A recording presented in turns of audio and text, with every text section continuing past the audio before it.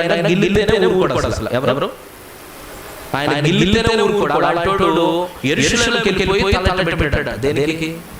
తల నరికిన పర్లేదు, చావైతే బ్రతుకుడు క్రీస్తు, చావైతే నాకు లాభం. ఎలా వచ్చింది? ప్రార్థన శక్తి. జీవితంలో ప్రార్థన శక్తి చాలా అవసరం అండి. ఇదే నా ప్రార్థన శక్తి చాలా అవసరం. ఏదో 2 గంటలు వచ్చి ప్రార్థన చేసుకునేది ప్రార్థన కాదు. అందుకని మాట చెప్పుకున్నాం కాదు, ముఖ్యంగా పరిస్థితులు. ప్రార్థన అంటే నువ్వు ప్రతి క్రమంలో ఉండాలి, ప్రార్థన పూర్వకంగా ముందుకి వెళ్ళాలి. కాబట్టి సమయం నీ కుండలో ఉంది. నీ ఆత్మీయమైనటువంటి జీవితంలో హృదయమైన కుండలో ప్రార్థన ఉంటే నీవు యుద్ధ భూమిలో పోరాట పట్టుదల పగలగొట్టబడినాడు, నీకు జయం వస్తుంది. దేవునికి స్తోత్రం కలుగుగాక. కాబట్టి కుండలో ఏముందో మొదటిగా ప్రార్థన. రెండో కుండలో ఏముందో చూడండి, 6:11 అధ్యాయం 6:11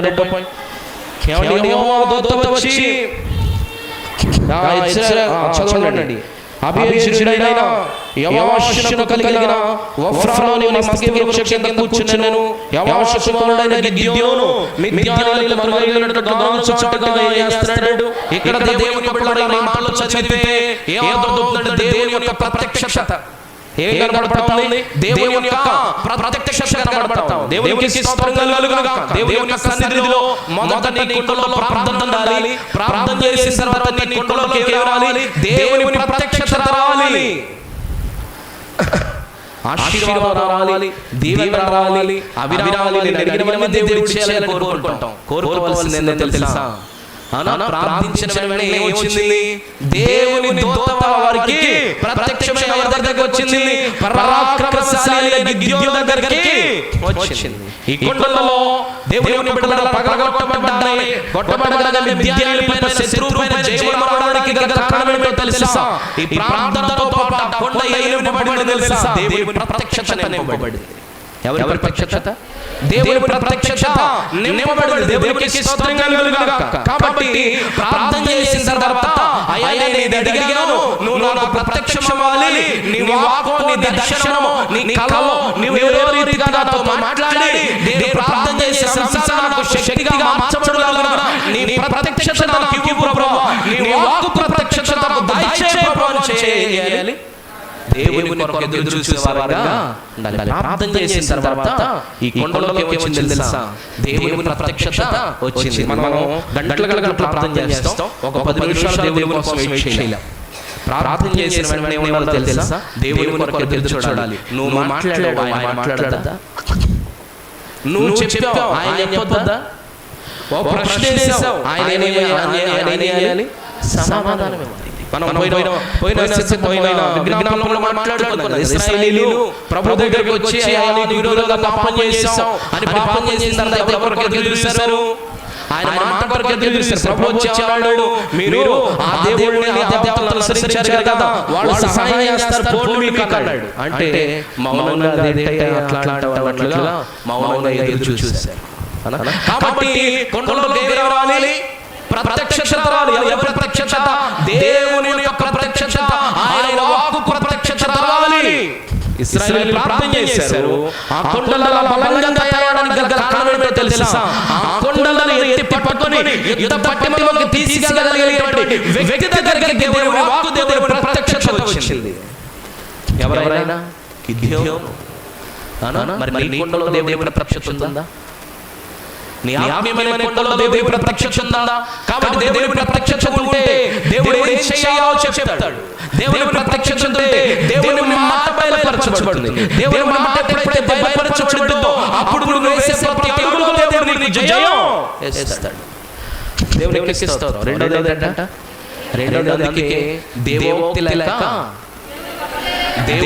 లేక అందరూ దేవోక్తి లేక పురుషులు కూడా దేవోక్తి లేక జనులు కట్టులు లేక తిరుగుతున్నారంట. ప్రార్థన చేస్తే సరిపోదు, ప్రార్థనతో పాటే ఉండాలి. కొండలలో దేవోక్తి ఉండాలి, దేవోక్తి రావాలి, దేవుని ప్రత్యక్షత, దేవోక్తి రావాలి అంటే దేవుని ప్రత్యక్షత కలగాలి. ప్రతి ఆదివారం దేవుని వాక్కు దేవుడు తన దాసుల ద్వారా ప్రత్యక్షత ఇస్తుంది. ఎందుకో తెలుసా? నీ ప్రార్థనతో పాటు నీకేం ఉండాలి? వాక్యము ఉండాలి. దేవుని ప్రత్యక్షత ఉండాలి. నీలో ఉందా మరి దేవుని ప్రత్యక్షత? నీలో ఉందా మరి నీ కుటుంబంలో నీ ప్రార్థనలో నీవు ప్రార్థన చేసిన తర్వాత నేను దేవునికి సమర్పించాను, అమ్మయ్య నేను బలంగా ప్రార్థన చేశాను కాబట్టి ప్రార్థన చేసినటువంటి నేను దేవుడు లేకుండా దేవుడు అన్నీ చేసేస్తాడు అని అనుకోవటం కాదు. ప్రార్థన చేశాను కదా, నేను చేసిన ప్రార్థనకు నా ప్రభువు ప్రత్యక్షత ఏమైనా ఉందా? నేను చేసిన ప్రార్థనకు నా ప్రభువు వాక్యమేనా నాకు బయలుపడిందా? ఆ ప్రత్యక్షత, ఆ మాట ప్రత్యక్షత ఎప్పుడైతే వస్తుందో దేవుని బిడ్డలు అప్పుడు కొండ ఆటోమేటిక్ గా బలం కలిగి ఉంటుంది. గిద్యోను మూడు గుంపుల వారు కొండలు పగలగొట్టగా ఆ రోజు మిద్యానీ ప్రజలు జీవమరణానికి దగ్గర కారణం ఏంటో తెలుసా? ఈ కొండల్లో కేవలం ప్రార్థన మాత్రమే కాదు, ప్రార్థన పూర్వకంగా దేవుని ప్రత్యక్షత, దేవుని వాక్కును పొందుతున్న కొండలని. మరి సంఘం అనే కొండలో దేవుని వాక్కు ఉందా? దేవుని వాక్కు ప్రత్యక్షమవుతుండగా, దేవుడు ప్రత్యక్షమవుతుండగా వాక్య రూపంలో దేవుని మాట వెలువడుతుండగా అది నిలుపుకోగలిగేటువంటి కొండ ఆ కొండగా ఉంది. మరి ఈ కొండలో నీ హృదయం అనే కొండ, నీ జీవితం అనే కొండ, కుటుంబం అనే కొండ, సంఘం అనే కొండలో దేవుడు నీకు వారం దేవుడు నీకు ప్రతిసారి కుటుంబ ఆరాధనలో లేకపోతే దేవుడు నిన్ను ఆ శనివారం ఆరాధనలో దేవుడు తన వాక్య ప్రత్యక్షతనిచ్చి వాక్యం ద్వారా దర్శిస్తూ చేసే ప్రార్థనలలో లేకపోతే నువ్వు చేసేటువంటి కార్యాలలో నీ జీవితాన్ని బట్టి దేవుని వాక్కు దేవుని ప్రత్యక్షత కలుగుతుండగా వాటిని నీ కొండలోకి తీసుకునేటువంటి లక్షణం నీలో ఉందా? కాబట్టి కొండల రెండో లక్షణం ఏంటి? గిద్యోను కొండల రెండో లక్షణం ఏంటి? మొదట ప్రార్థన ఉంది, ప్రార్థన తర్వాత దేవుని ప్రత్యక్షత, ఆయన వాక్కు వచ్చింది. దేవునికి స్తోత్రం కలుగును. తర్వాత చూడండి 6:22 చదవండి. దేవుని బిడ్డలారా 6:22 చదవండి. గిద్యోను ఆయన తెలుసుకొని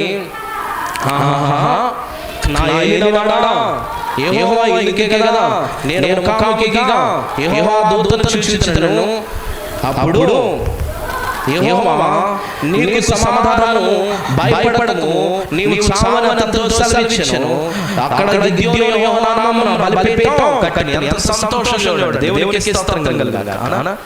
ఎంత సంతోషిస్తున్నాడంటే దేవుని బిడ్డలారా, ఆహా నా ఏలినవాడా నా దేవుని నేను, నా దేవుని దూతను నేను చూశానని సంతోషిస్తున్నాడు. సంతోషం నీలో ఉందా? దేవుని వాక్కు, దేవుని ప్రత్యక్షత, దేవుడు నిన్ను దర్శించినప్పుడు ఆ సంతోషం నీలో ఉందా? దేవుని బట్టి సంతోషించే లక్షణం నీ కొండలో ఉందా? ఈ కొండలలో మన లక్షణం ఏంటో తెలుసా? ఈ కొండల బలంగా ఆ రోజు యుద్ధం పైన జయమివ్వడానికి గల కారణం ఏంటో తెలుసా? ఆ కొండలలో దేవుని బట్టి సంతోషించే లక్షణం ఉంది. దేవుని బట్టి ఆనందిస్తున్నావా?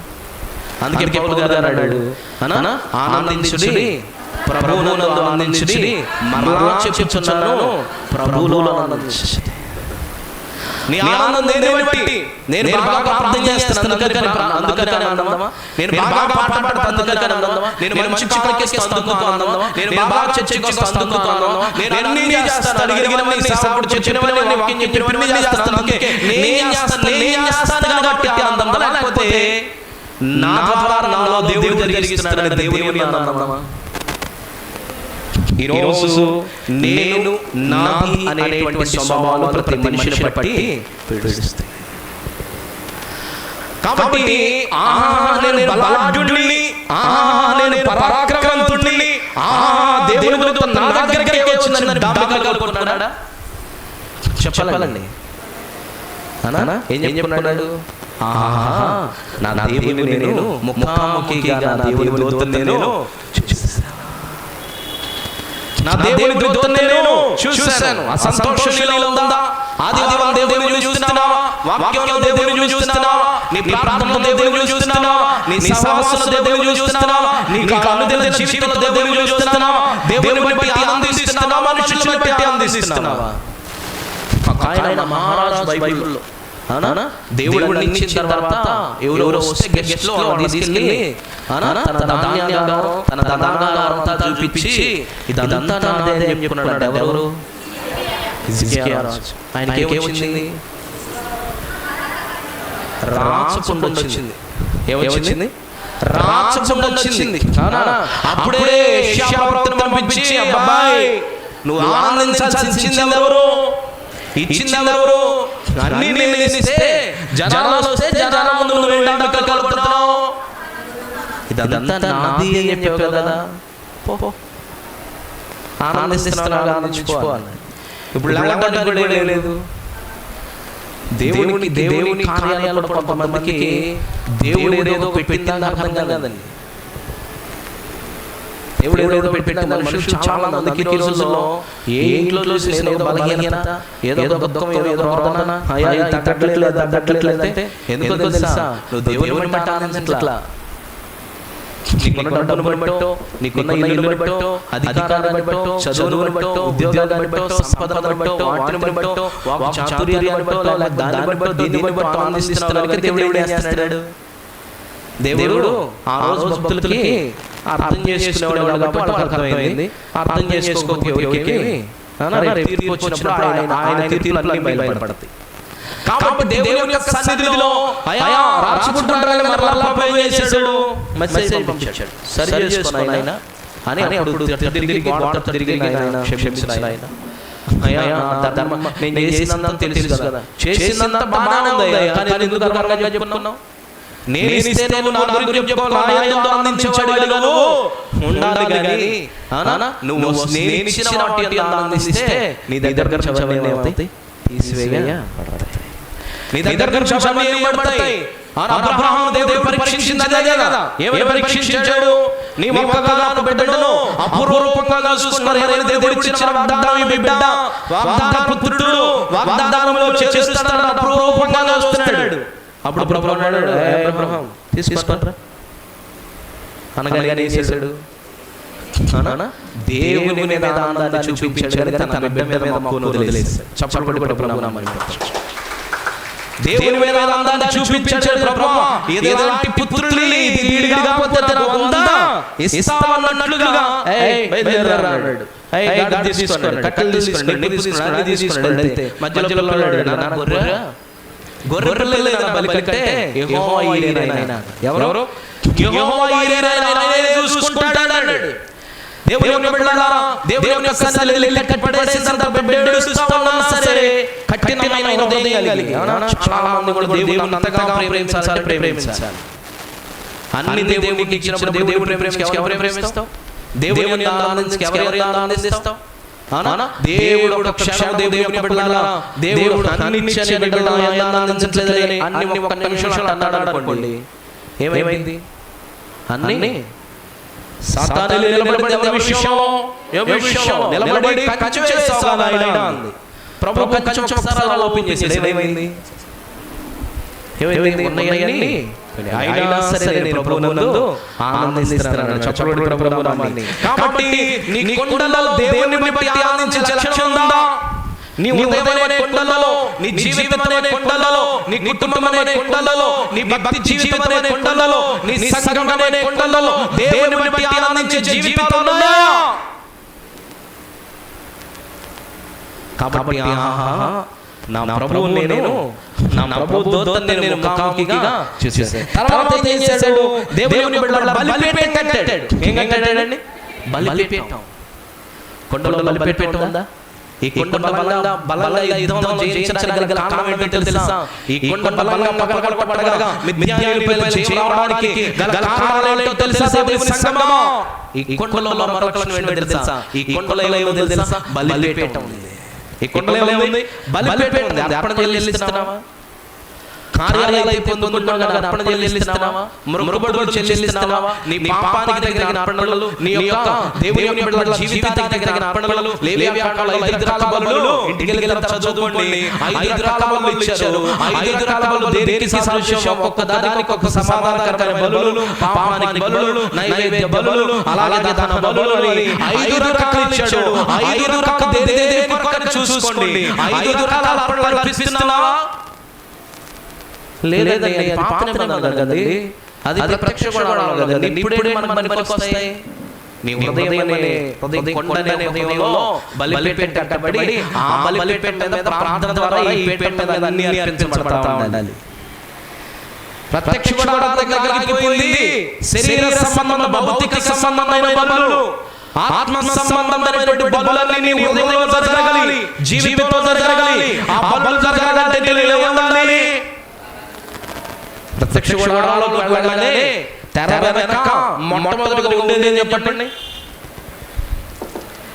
చెప్పాలండి, డౌట్ బైబిల్ మళ్ళీ ఆ అడ్డు తెర అంటే గేట్ దాటగానే ఆవరణలో కనిపించే మొట్టమొదటిది ఏదో తెలుసా? బలంగా కనిపించేది బలిపీఠం. ఎందుకు తెలుసా? ఇక్కడ అర్పించబడిన తర్వాత లోపలికి వెళ్ళాలి. అర్పణ ఉందా? మరి నీ కుటుంబంలో బలిపీఠం ఉందా? నీ కుటుంబంలో దేవునికి వెళ్ళాలా? నీ జీవితంలో, నీ సంఘంలో, నీ దేవుని యొక్క సన్నిధిలో నీ సహవాసంలో బలిపీఠం ఉందా? దేవుడు ఏదైనా కార్యం చేస్తే పార్టీ చేసుకోవడానికి అందరం టేబుల్ వేసుకొని ఆ టేబుల్ మీద పార్టీకి సంబంధించిన వస్తువులు పెట్టుకొని ఏం చేస్తాం? ఆనందిస్తూ ఉంటాం కదా. మరి దేవుడు ఇచ్చిన కార్యాలు, దేవుడు ఇచ్చిన ఆశీర్వాదాలు నీ ఆత్మీయ జీవితంలో జయం పొందాలి అంటే నీ కొలలో ఉండాలి. బలిపీఠం ఉండాలి. సమయంలో నేను పొడి చేస్తాను. బలిపీఠం ఉండాలి. తర్వాత చూడండి, దేవుని బిడ్డలారా 25 చదవండి, 25 చదవండి, 26 చదవండి. మరియు ఆ రాత్రి యెహోవా నీ తండ్రి కోడను అనగా 7 ఏళ్ల రెండవ ఎద్దును తీసుకొని వచ్చి నీ తండ్రి కట్టిన బయలు యొక్క బలిపీఠమును పడగొట్టి దేవునికి దేవతా స్తంభములను నరికివేసి దేవునికి గిద్యోను ఈ కొండలో ఉన్న మొదటి లక్షణం ఏంటో తెలుసా? దేవుని మాట ప్రకారం జీవించే కొండ ఈ కొండ. ఎవరి మాట ప్రకారం? దేవుని మాట ప్రకారం. దేవుని మాట అంటే ఈ లక్షణం నీలో ఉందా? ఒకటి ప్రార్థన, రెండవది దేవుని ప్రత్యక్షత, మూడవది దేవుని యొక్క బలిపీఠము, ఆ దేవునిలో సంతోషించడం, నాలుగవది బలిపీఠము, ఐదవది ఏంటో తెలుసా? దేవుని మాట ప్రకారం చేసే లక్షణం ఉందా? ఈ రోజు దేవుని బిడ్డలారా ఎంత దారుణమైన పరిస్థితులు అంటే సంఘములో దేవుని యొక్క సేవకుడు లేకపోతే దేవుని క్షేమం కోరి నిన్ను ఆశీర్వదించబడాలి, దీవించబడాలనే ఉద్దేశంతో నిన్ను హెచ్చరిస్తూ, దిద్దుబాటు చేస్తూ, నిన్ను సరిచేస్తూ, నిన్ను వాక్యం ద్వారా బలపరుస్తూ, నడిపిస్తూ ఉండగా ఈ రోజు లోకమునకు, విశ్వాసులకు, సంఘమునకు మంచి చెప్పే దేవుడు, దేవుని మాటలు, దేవుని సేవకుని మాటలు వ్యక్తమైపోతున్నాయి కానీ చూసిన సీరియల్లే రోజు చూస్తావు. వ్యక్తంగా ఆడిన చూసిన సినిమానే మళ్ళీ జెమినిలో వేసినప్పుడు చూస్తావు, మా టీవీలో వేసినప్పుడు చూస్తావు. దేవుని బిడ్డలారా కొన్ని షోస్, జబర్దస్త్ షోలను చూసేవాళ్ళు. అలాగే దేవుని బిడ్డలారా దేవుని యొక్క సన్నిధిలో రాజకీయ నాయకులు మాట్లాడే విషయాలు, లోకంలో మాట్లాడే జరిగే సంగతులన్నిటినీ అయ్యో మనం రాజకీయ నాయకులు మాట్లాడుతున్నారు, కొత్త పథకాలు ఏమైనా చూస్తాం. అవునా? లేకపోతే కొత్త జీవోలు ఏమైనా వచ్చినాయా? పెన్షన్ ఏమైనా పెరిగిందా? జీతం ఏమైనా పెరిగిందా? డిఏ ఏమైనా వచ్చిందా? నిరుద్యోగ వృత్తి ఇస్తున్నాడా? అమ్మఒడి ఇస్తున్నాడా? లేకపోతే చెవులు చక్కగా అసలు ఏమాత్రం పొల్లు కూడా. దేవుని మాట దగ్గరకు వచ్చేసరికి ఆల్రెడీ కొంతమంది గడియారాలు కలిసి వస్తున్నారు. అంటే తిరుగుతున్నాయి. మళ్ళీ మాట్లాడాడో అసలు తాడు తేడా తెలియదు, ఏది పడితే మాట్లాడతాడు, అన్నట్టుగా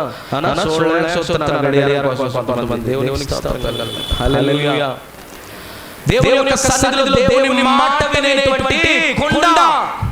ఆత్మీయ జీవితంలో, జీవితమనే కొండలో, హృదయమనే కొండలో దేవుని మాట వినే లక్షణం ఉందా? నాకు ఇప్పుడు ప్రశ్న ఏంటంటే, ఎంత మంచి దేవుని వాక్యం ప్రకటిస్తాము, ఎంత మంచి దేవుని వాక్యాన్ని వివరిస్తూ ఉంటాము, కానీ సంఘాలకు, విశ్వాసులకు, లోకానికి ఎందుకని ఎంత బాధపడతారు దేవుని మాట అంటే దేవుని సన్నిధి అనిపించిందండి. కానీ లోకంలో ఉన్నటువంటి మాటలు అరిగిపోయిన నీళ్ళైనా సరే మళ్ళీ ఏం చేస్తాం? ఇప్పుడు కొత్తగా వచ్చిన ఓటీటీ ఏంటాయి? ఓటీటీ లేకపోతే నెట్ఫ్లిక్స్, డిస్నీ, హాట్‌స్టార్ అని చెప్పేసి కొత్తగా వచ్చినాయి. ఇప్పుడు సినిమా టీవీలో మిస్ అవ్వనుకోండి, ఇప్పుడు వీటిలో చూడొచ్చు, నెట్ బ్యాలెన్స్ చేసుకొని వీటిలో. అవునా? దేవుని బిడ్డలారా, కానీ దేవుని మాట వినే వాళ్ళు ఎంతమంది? మరి 2022-25 సంవత్సరంలో దేవుని మాట వినే బిడ్డగా ఉన్నావా? లోక టీవీ మాట, ఫోన్ మాట, స్నేహితుల మాట. దేవుని బిడ్డల చిత్రం ఏంటంటే లోకంలో వాడంతా పాపమైన వాడు పైన అంటారని పాస్టర్ గారు టైం అయిపోతుందండి, భోజనం చేయాలిగా, ఏం చేయాలిగా? భోజనం చేయాలిగా. ఇది తింటే 100 సంవత్సరాలు బ్రతుకుతావు, అది తింటే బీపీ షుగర్ పెరిగింది, దాంట్లో మళ్ళీ నీళ్ళు కలుపుకోవాలా, దాంట్లో మళ్ళీ ఉప్పు తక్కువ వేసుకోవాలా, కారం ఎక్కువ కూడదు, ఏదో బీపీ షుగర్ అటాక్ అయితే అనుకోండి, ఆ తినేది కూడా సరిగా చేయలేము, మనసులో ఇంటికి వెళ్ళగానే వేయాలి,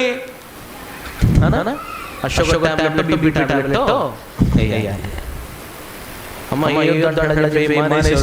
మాస్టర్ గారు చెప్పాడు వేసుకోండి. దేవునికి స్తోత్రం కాబట్టి వాటిలో కరెక్ట్గా ఉన్న మనము దేవుని యొక్క వాక్యం విషయంలో కూడా దేవుని మాట వినే కొండగా ఉన్నాము. తర్వాత విగ్రహాలను పడగొట్టకుండా ఎవరి మాట ప్రకారం బయలు దేవతను దాని బలిపీఠమును దాని దేవతా స్తంభాలను ఏం చేస్తారు, సమూలంగా నాశనం చేసుకుంటారు. మరి నీ హృదయంలో ఉన్నటువంటి విగ్రహాలను పగలగొట్టావా? నీ హృదయంలో ఉన్నటువంటి విగ్రహాలు నీ జీవితంతోనే కొండల్లో ఉన్నటువంటి విగ్రహాలు పడగొట్టావా, కూలగొట్టేసావా? అయ్యా ఇంకా అలాగే ఉన్నాయా? చాలా మంది యుచుకొని వస్తారు, దేవుని దగ్గరికి వస్తూ ఉంటారు. ప్రియ సంఘంగా గుర్తుపెట్టుకోండి, విగ్రహాలను ఏం చేస్తావు, విగ్రహాలను పడగొట్టేసి. అలాగే దేవుని బిడ్డలారా, ఆ తదుపరి 6:33 చూస్తే సైన్యాన్ని సమకూర్చుకున్నాడు. ఇవన్నీ జరిగిన తర్వాత సమకూర్చుకున్నాడు సైన్యాన్ని. ఎలాంటి సైన్యాన్ని తెలుసా? తన దర్శనాన్ని, తన దేవుడిచ్చిన ప్రత్యక్షతను అర్థం చేసుకొని జాగ్రత్తగా యుద్ధం చేసే సైన్యాన్ని ఏం చేసుకున్నాడు, సమకూర్చుకున్నాడు. ఎవరిని సమకూర్చుకున్నావు ఈ రోజు?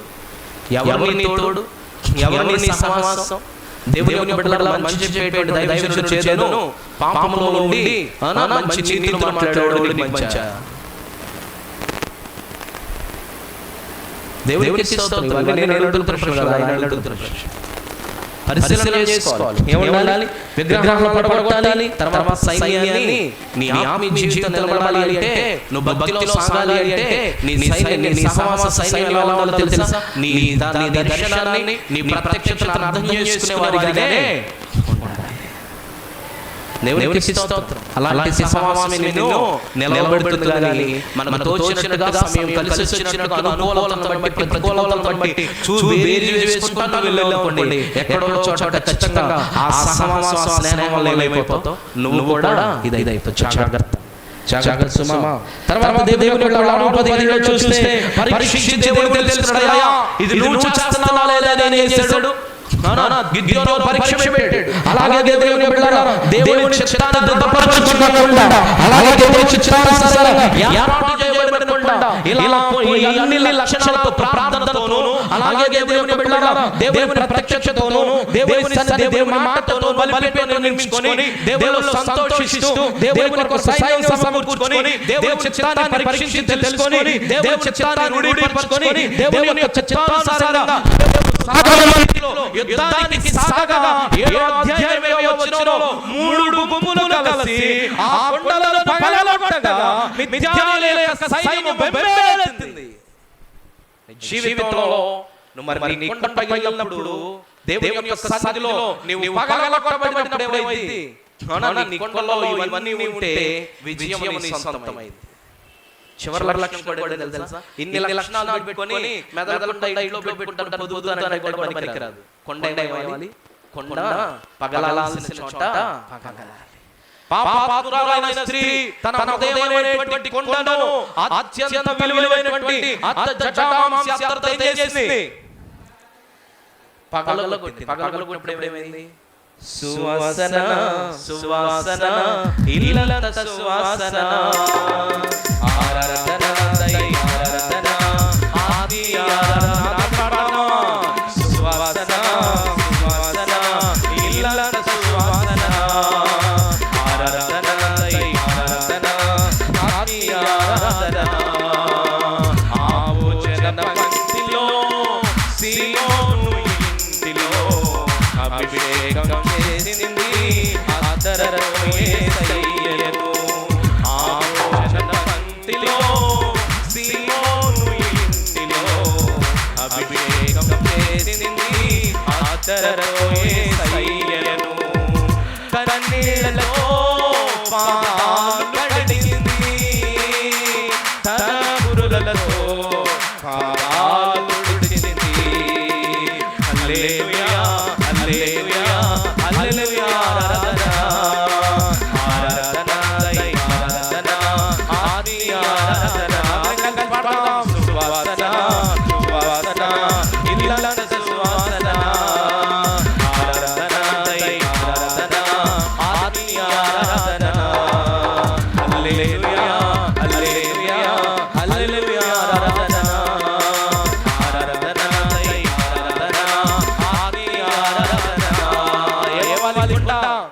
లక్షణాలన్నిటితో దేవుని సముఖంలో దేవుని చిత్తానుసారంగా పగలగొట్టబడితే ఏమైతే తెలుసా? శత్రువులపైన మంచి విజయం, మిథ్యానులపైన విజయం సాధిస్తాం. మిథ్యాను పరిస్థితులను వేధిస్తామేమో, మిక్కిలి వేదనకు గురి చేసేయేమో, ప్రభువుతో మాట్లాడుతున్నాడు. పగలగొట్టబడతావా? ఈ మంచి లక్షణాలన్నీ కొండలో నింపుకొని నీ ప్రభు పాదాల చెంత దగ్గరికి వెళ్ళి పగులు సువాసనగా నిన్ను మారుస్తాడు, మహిమ సువాసనగా మారుస్తాడు, అద్భుత సువాసనగా మారుస్తాడు. ఆయన మహిమ సువాసనగా మారుస్తాడు. గట్టిగా చల్లబడి పడతాం. కాబట్టి నీ కొండలో ఈ వారం ఉన్నాను, మరొక కొండ సమరయకుండా వచ్చే వారం ధ్యానిద్దాం. కాబట్టి ఇట్టి లక్షణాలు మన ఆత్మీయ కొండకు, మన హృదయమైన కొండకు, సంగమమైన కొండకు, కుటుంబమైన కొండలో దేవుడు చేర్చునుగాక. కొద్ది మాట దేవుడు మన ఇంట్లో దీవించునుగాక. ప్రార్థన చేసుకుందాం. పరిశుద్ధుడా నీకు వందనాలు. ఎత్తబడిన వాక్యాన్ని ప్రతి ఒక్క బిడ్డ హృదయంలో నూరంతలుగా ఫలమిచ్చినట్లుగా దీవించబడుగాక. అలాగే ఎత్తబడిన కానుకను దీవించండి. ఇచ్చిన ప్రతి హస్తాన్ని, కుటుంబాన్ని, బిడ్డలను దీవించండి. ఎవరైనా వెనుకబడిన వారు మరో పర్యాయం ఇచ్చటకు సహాయం చేయండి.